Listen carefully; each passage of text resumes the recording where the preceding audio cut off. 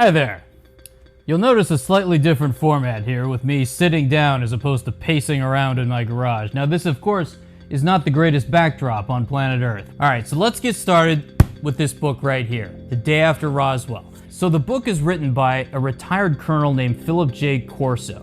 This book is like full disclosure. This is from someone who was at the Pentagon claiming to have been the guy, not just a guy, the guy who was coordinating the dispersal of all the different alien components taken from the Roswell crash and disseminating that out to defense contractors to be used in their own R&D for different weapon systems or whatever else. If you want disclosure, this is it. Anything you want to know. Yes, there was a spaceship that crashed at Roswell. It had extraterrestrials in it. The Army swooped in and took the aircraft and the extraterrestrials, a couple of whom were still alive. One of them was shot, the other was taken back. There are, in fact, alien autopsies. Would you like to know the results of those alien autopsies? It's in the book. Would you like to know what the components are in the craft that have been successfully re-engineered so far? It's in the book. All your cards on the table. If you're saying, well, where's the disclosure? Apparently,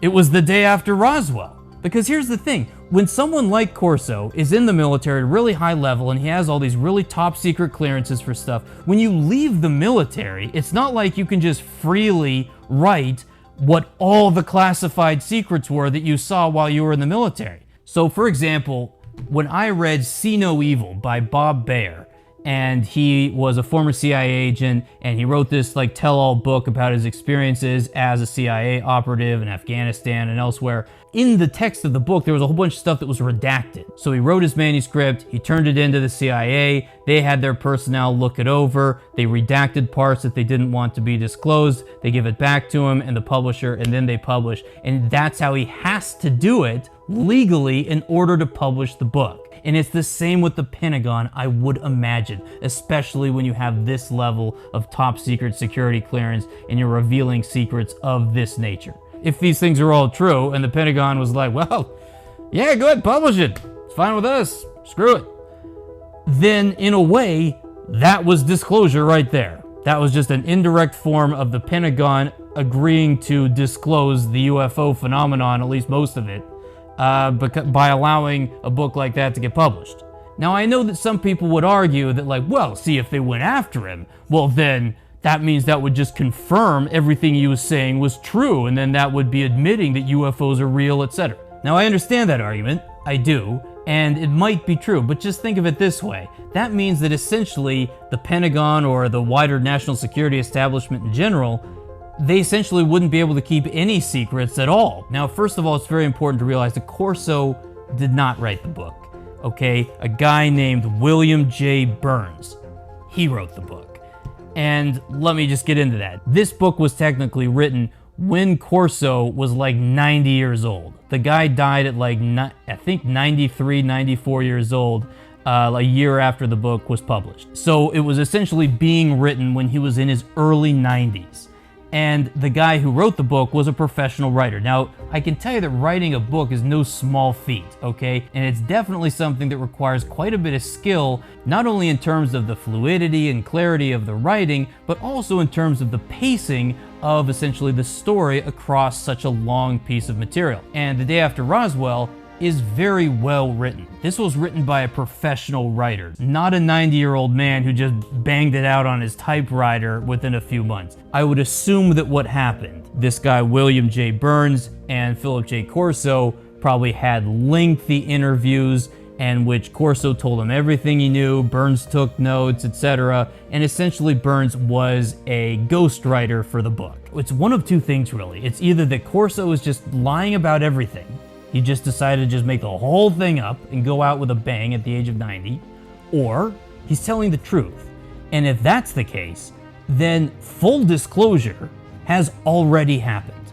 Because a book like this can't get published legally without it passing through the Pentagon before it can get published. The publisher, whoever the publisher is of this book, which is a major publisher, I have no doubt, they'd get sued, they'd get in trouble. There's no way their legal department would allow them to publish something like this without going through the proper procedure of sending it to the Pentagon first for approval and then publishing it once it's been approved. There's no redactions in this book. It was obviously approved by somebody at the Pentagon to get published, and it virtually reveals everything you could want to know.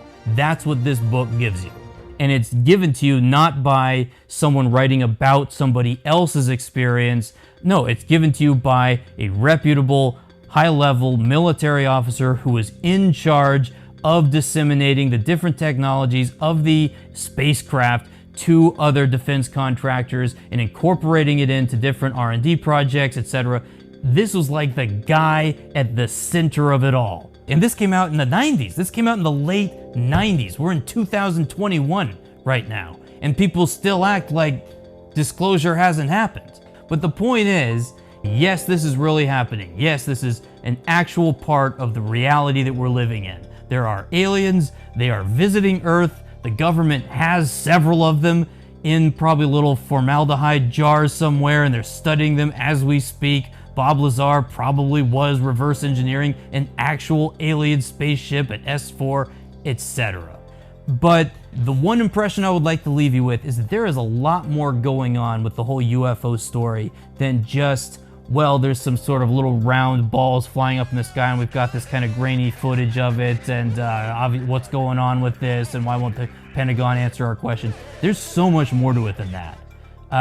There are so many deeper levels to what's going on with this that to even begin to scratch the surface, you'd have to dig a mile deep. And that's what we're going to try to do on this show. Share the video, subscribe, hit the like button, all that stuff that you hear at the very end of every single YouTube video these days. And the reason why we do it is because we have to. Nevertheless, if you do like the video, please do subscribe to the channel. Please do hit the like button. It really helps as I try to get this channel off the ground a little bit. I will be doing a lot more research. We will be doing a lot more fun videos. We'll take this bad boy out on the road sometimes. There's several sites right here in California where I live that are actually UFO related. Sometimes just something will just be this nondescript little building, but according to certain UFO lore, like there's an entire massive secret underground laboratory like Men in Black just under that like nondescript building. And so we'll look at a little bit of that. But nevertheless, that is it for this video. And I hope you enjoyed it, and we will see you next time. So until then, you take care of yourself.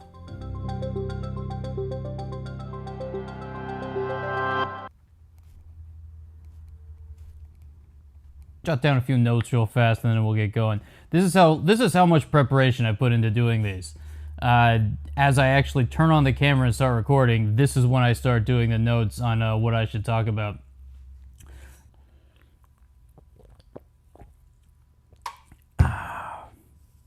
Fucking Waterloo, man.